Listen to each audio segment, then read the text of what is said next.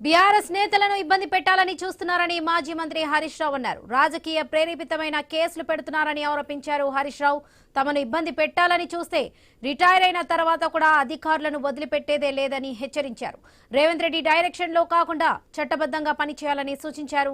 Retire కానున్న అధికారులను సిట్లో పెట్టి తమను వేధించే ప్రయత్నం చేస్తున్నారని మండిపడ్డారు హరీష్ రావు.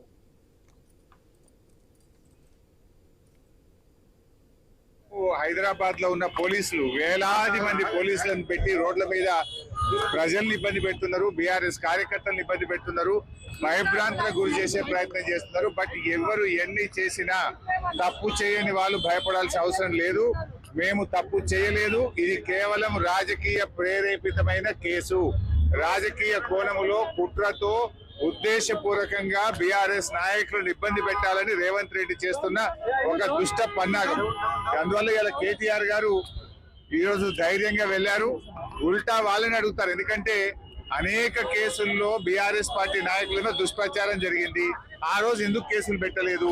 ఆ రోజు మహిళలకు ఇబ్బంది జరిగితే, మహిళల ఆత్మాభిమానాన్ని దెబ్బతీస్తే కేటీఆర్ గారి మీద డైరెక్ట్ గా టీవీల్లో పత్రికల్లో వార్తలు రాయించిన పోలీస్ అధికారులు రేవంత్ రెడ్డి మీద కూడా ఈ రోజు విచారణ జరపాల్సిన అవసరం ఉంది.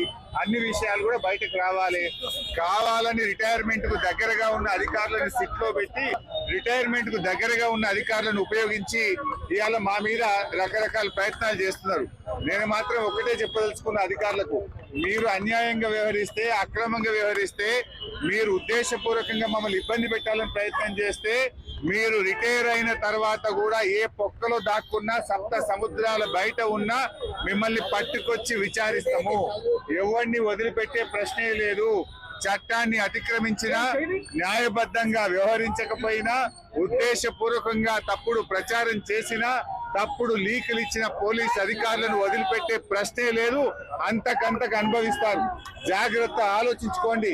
రిటైర్ అయినాక మీకు ప్రభుత్వం రేపు వచ్చే బీఆర్ఎస్ ప్రభుత్వం కూడా మీకు సహకరించదు. మీ సొంత డబ్బులతో సొంత లాయర్లను పెట్టుకొని మీరు కేసులు వాదించుకోవాల్సి వస్తుంది. అన్ని దృష్టిలో పెట్టుకొని న్యాయబద్ధంగా వ్యవహరించండి, చట్టబద్ధంగా వ్యవహరించండి. రేవంత్ రెడ్డి దావోస్ కేలి ఆయన ఇచ్చే డైరెక్షన్ లో కాదు, మీరు చట్ట ప్రకారంగా వ్యవహరించండి. దావోస్ నుంచో, సిపి నుంచో, ఇంకొకరి నుంచో తప్పుడు సూచనలు, వాళ్ళు ఇచ్చే ఆదేశాలను మీరు పాటించి చట్టాన్ని అతిక్రమిస్తే మాత్రం దానికి మీరే బాధ్యత